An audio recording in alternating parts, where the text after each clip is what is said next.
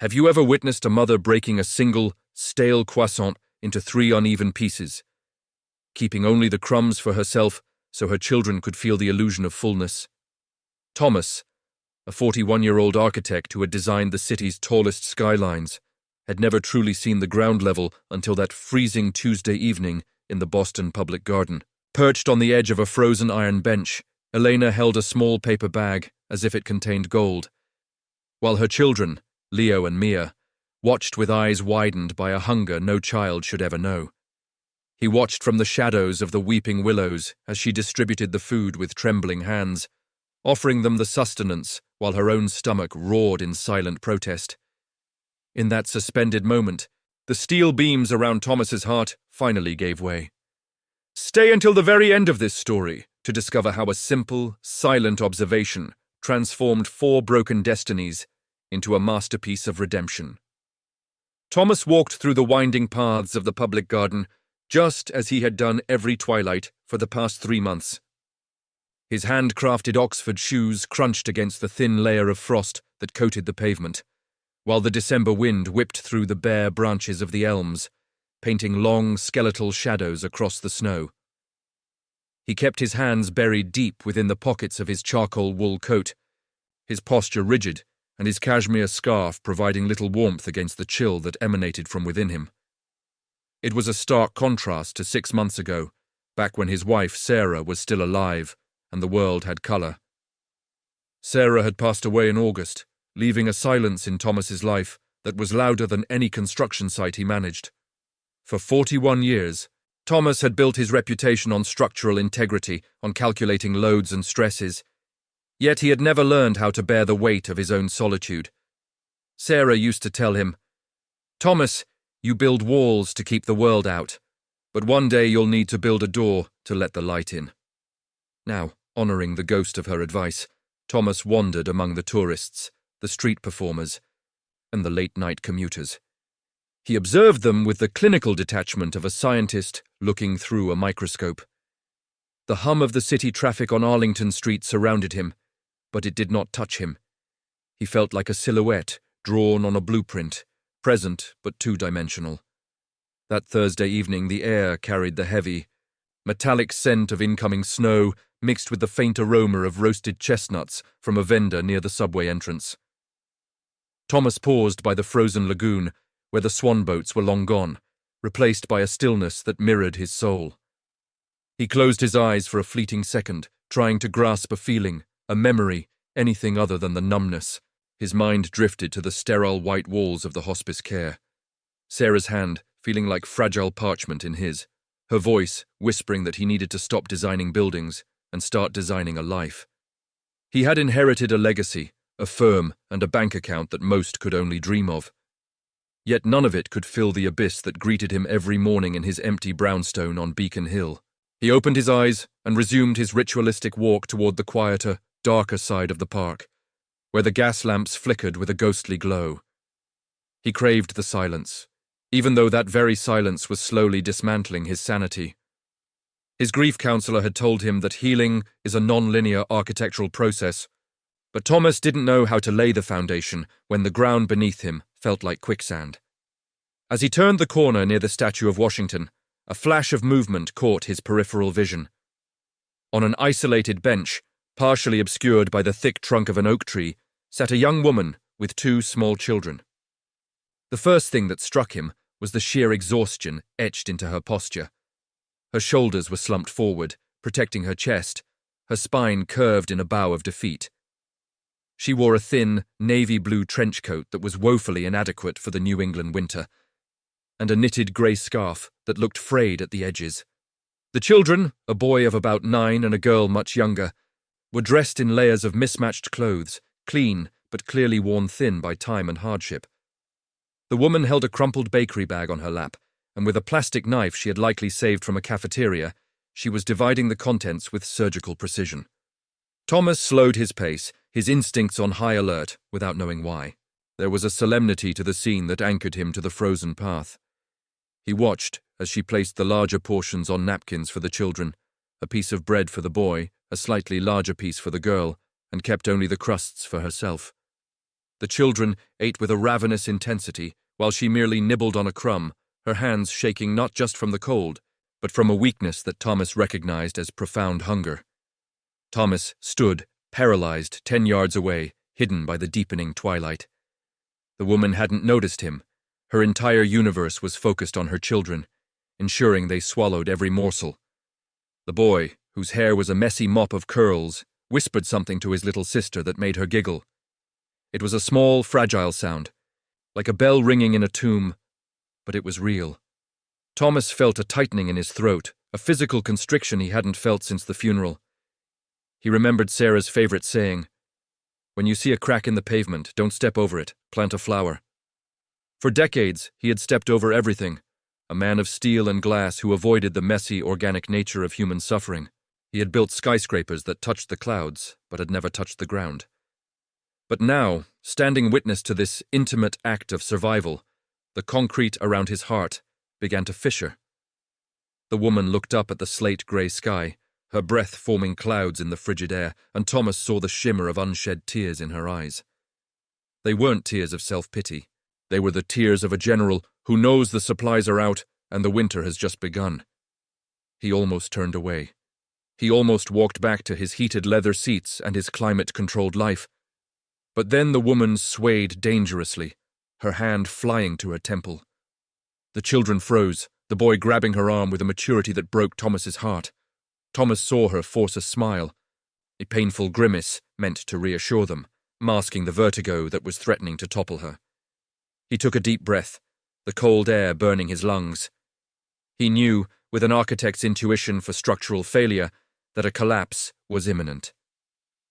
The evening continued around them. Commuters rushed to the tea, sirens wailed in the distance. But on that bench, a silent tragedy was unfolding. Thomas clenched his gloved hands inside his pockets and took the first step off the paved path and onto the frozen grass. For the first time in 6 months, he wasn't just observing a structure. He was stepping in to shore it up.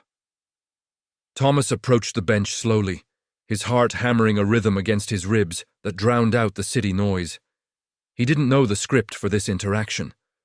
He dealt in blueprints and contracts, not in human desperation. The woman was still trying to steady herself, blinking rapidly as if to clear a fog. The boy, Leo, noticed him first.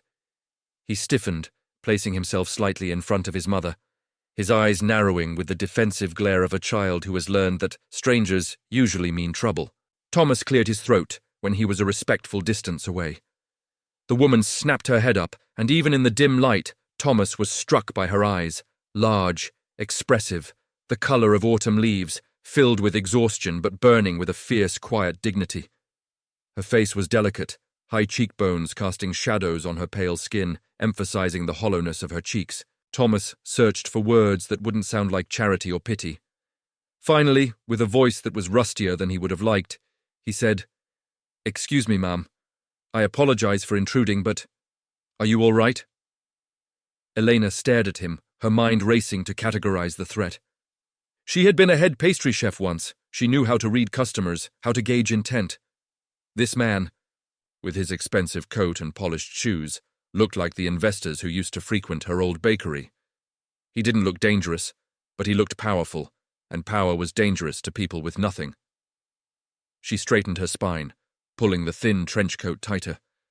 "We are fine, sir. Thank you for asking." Thomas noticed the tremor in her voice, the way her fingers were turning white as she gripped the empty paper bag. The boy, Leo, didn't relax his guard, while the little girl, Mia, peered at Thomas with unabashed curiosity, her nose red from the cold. "Forgive my persistence," Thomas continued, stepping a fraction closer, trying to radiate harmlessness. "But I saw you sway just now. It's nearly 10 degrees out here. Do you need medical assistance? Is there someone I can call for you?" The wind picked up, rattling the dry leaves on the ground.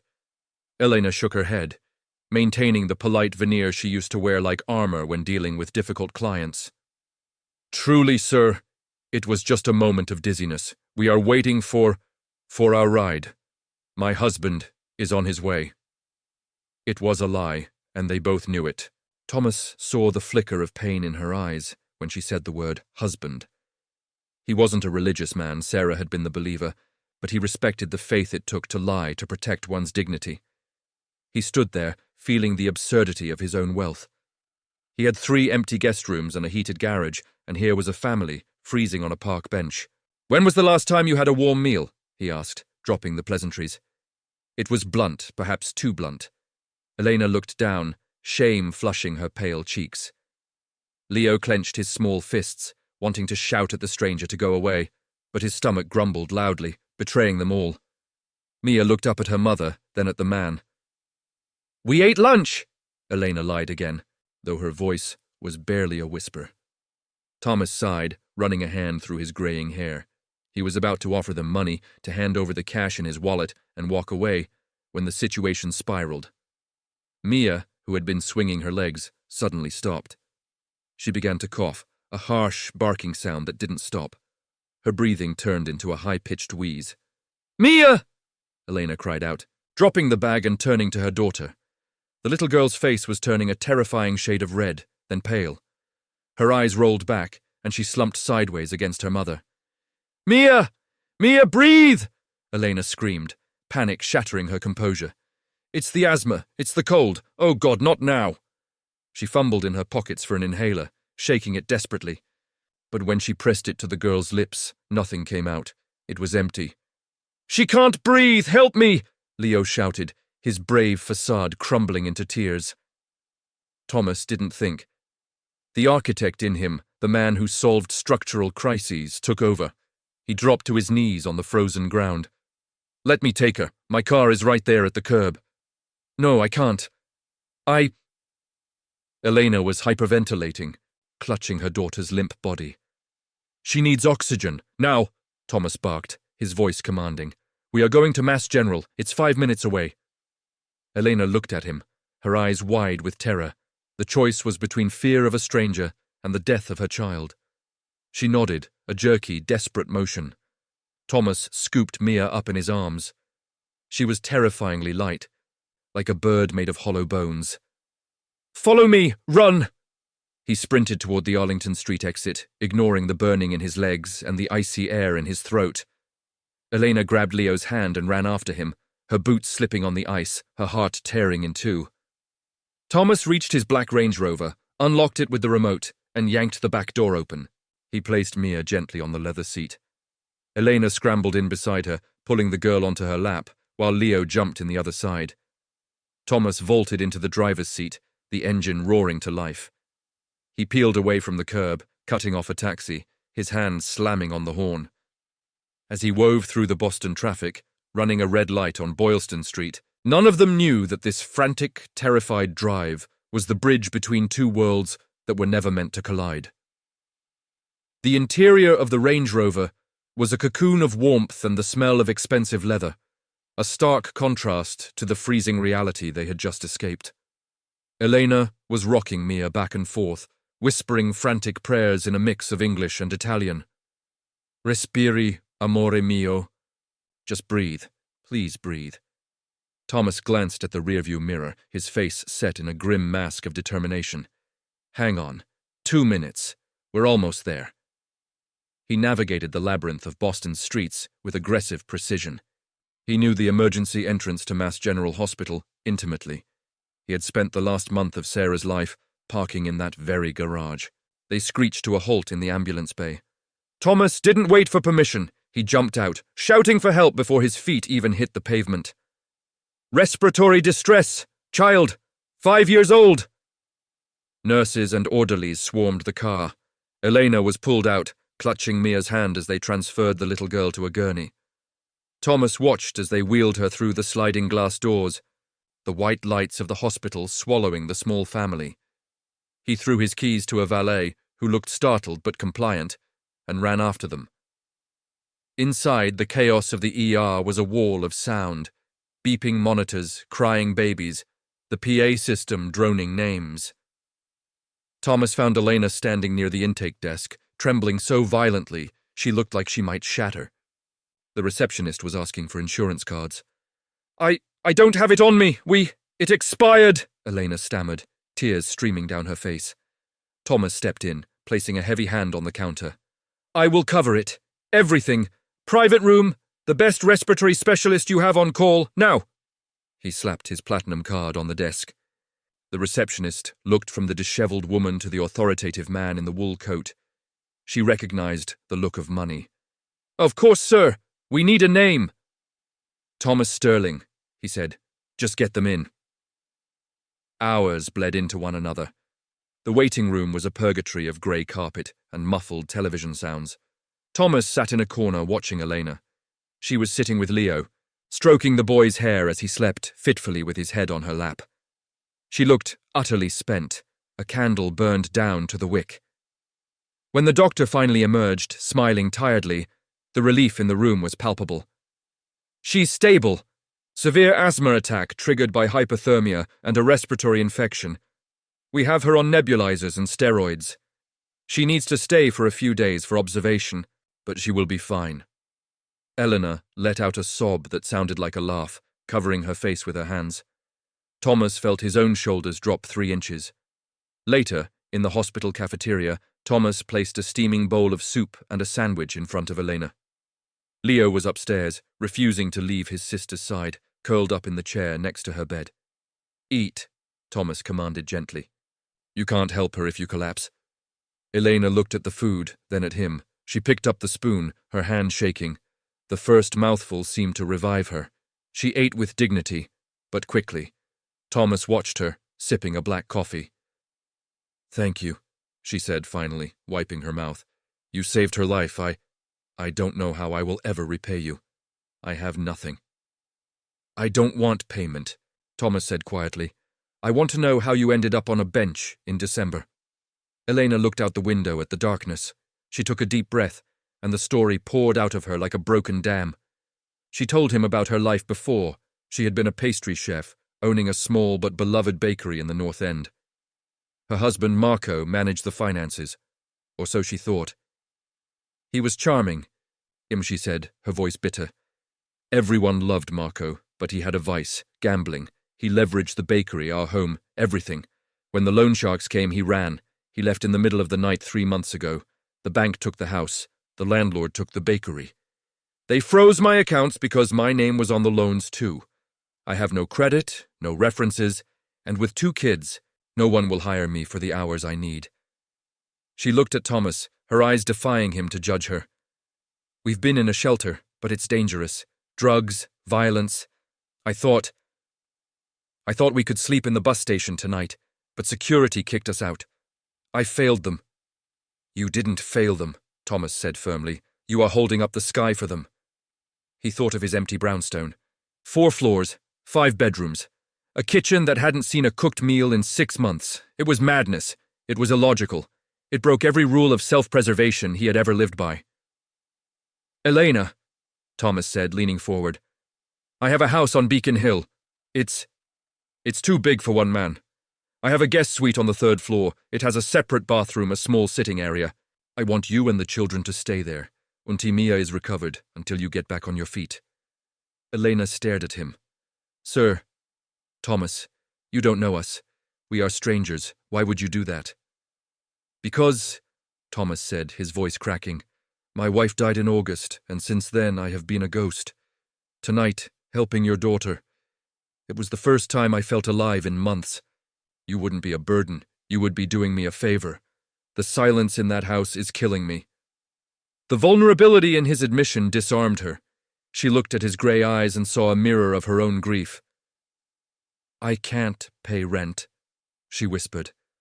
I don't want rent. I want the house to not feel like a tomb. 3 days later, when Mia was discharged, Thomas drove them to the brownstone. The children's eyes went wide as they entered the foyer with its high ceilings, the crystal chandelier, and the sweeping staircase.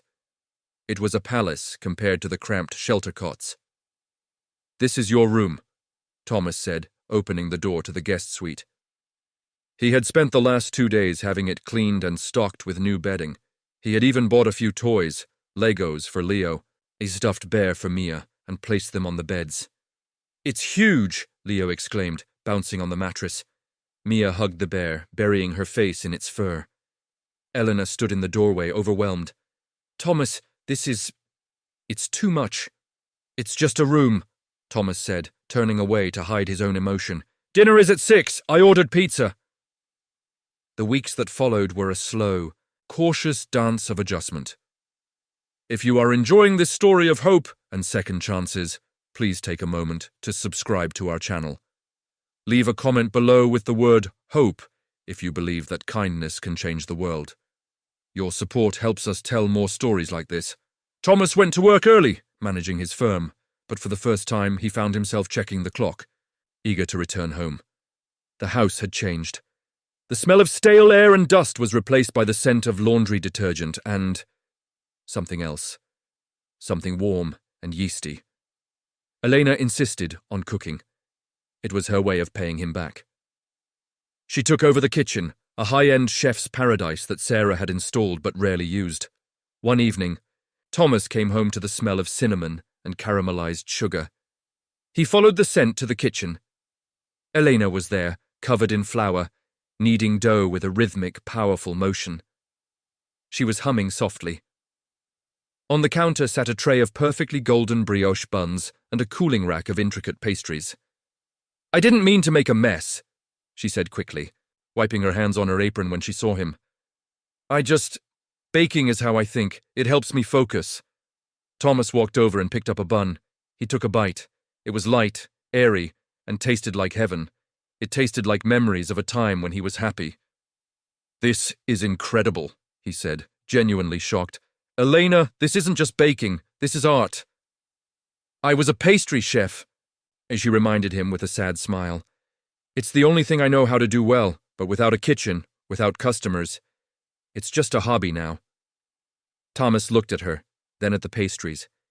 He looked at Leo doing his homework at the kitchen island, and Mia coloring in a book. The house felt warm, it felt alive. An idea began to form in his architect's mind. A blueprint for a new foundation. He had a large, unused sunroom at the back of the house that opened onto a small garden. It had been a storage space for years. Over the next month, Thomas began to make secret calls. He hired contractors he trusted, swearing them to secrecy. He ordered industrial ovens, marble countertops, proofing cabinets. He told Elena he was having some structural repairs done in the back and that she shouldn't go in there. She trusted him, focusing on getting the kids settled in their new school, which Thomas had also helped arrange. The bond between them grew in the quiet moments. They would sit by the fire after the kids were asleep, drinking tea. She told him about her childhood in Italy. He told her about Sarah and the buildings he wanted to design but never did. They were two wounded souls, recognizing the scar tissue in the other. Thomas found himself looking at her not just with gratitude, but with admiration. And perhaps something more terrifying, affection. One Saturday in February, Thomas asked Elena to dress up. I have some friends coming over. They want to meet you. Elena panicked. Meet me? I'm just the house guest. You are more than that, Thomas said. Trust me. He led her to the back of the house. He stood before the double doors of the sunroom. Close your eyes. Elena obeyed, her heart pounding. She heard the doors slide open. Open them, Elena gasped. The sunroom had been transformed. It was no longer a storage space. It was a fully equipped, state-of-the-art patisserie kitchen. Sunlight flooded in through the glass roof, illuminating the stainless steel, the rows of ingredients, the display cases. Thomas? What is this? She wept, her hands covering her mouth. This is your studio, Thomas said softly, and those, he pointed to the garden where 3 people were waiting, are not just friends. That's Julianne Moore, the food critic for the Globe, and Henri Leclerc, the owner of the biggest hotel chain in the city. Elena looked at him, stunned. I gave them some of your brioche last week, Thomas confessed with a boyish grin. They didn't believe it was made in a home kitchen. They want to taste more. They want to offer you contracts. Elena turned to him, tears streaming down her face. Why? Why do this for me? Because you have a gift, Thomas said, wiping a tear from her cheek with his thumb. And because watching you bake is the first time I've seen the winter leave your eyes. The tasting was a triumph. Julianne called her croissants ethereal. Henri offered her a contract to supply pastries to his 3 downtown hotels immediately. In one afternoon, Elena went from a homeless mother to a sought-after artisan. That night, After the guests had left and the contracts were signed, Elena found Thomas on the balcony. The snow was falling softly. "You gave me back my life," she said, standing beside him. "You gave me back mine," Thomas replied. He turned to face her. "Elena, when you came here, I thought I was saving you. But I was the one who was drowning. You and Leo and Mia, you are the oxygen." He took her hand. It was warm and rough from the flour and work. "I don't want you to leave when you have enough money. I want you to stay. I want to build a life with you. A real one." Elena looked at him, seeing not the billionaire architect, but the man who had carried her daughter through the snow. "I love you," she whispered. "I think I loved you from the moment you bought us soup." Thomas kissed her then, a slow, gentle kiss that tasted of snow and promise. Months passed. The Sterling and Vance bakery brand became a local sensation. But the biggest change was in the house. It was filled with noise, with flower fights, with movie nights. Christmas Eve arrived. Thomas had one last surprise. He led Elena, Leo, and Mia to the public garden, to the very bench where they had met. The park was dark, but as they approached the bench, Thomas pressed a button on a remote in his pocket. Suddenly, the trees around the bench erupted in thousands of fairy lights. The gloomy spot of their desperation was transformed into a cathedral of light. Thomas got down on one knee in the snow. He pulled out a box. Inside wasn't just a diamond ring for Elena, but 2 smaller silver bands. "Elena, will you marry me? And Leo, Mia, will you let me adopt you? Will you let me be your dad? I promise to always keep the heater on, and I promise we will never, ever be hungry again." Leo shouted, "Yes!" and tackled Thomas into the snow. Mia followed, giggling. Elena, laughing through her tears, nodded. Yes. Yes to everything. As they sat there, huddled together on the bench that had once been a symbol of their end, it became the monument of their beginning. They were a patchwork family, stitched together by grief and kindness, proof that even in the coldest winter, love can bloom if you just build a door to let it in. The end. Thank you so much for watching this story. It reminds us that sometimes the worst moments of our lives are just the turning points for the best ones. We want to hear from you. Have you ever had a guardian angel moment where a stranger helped you when you least expected it? Or have you been the one to help? Share your stories in the comments below. We are building a community of kindness, and your story matters. Please don't forget to subscribe, like this video, and share it with your friends. Together, we can spread a little more hope in the world. See you in the next video.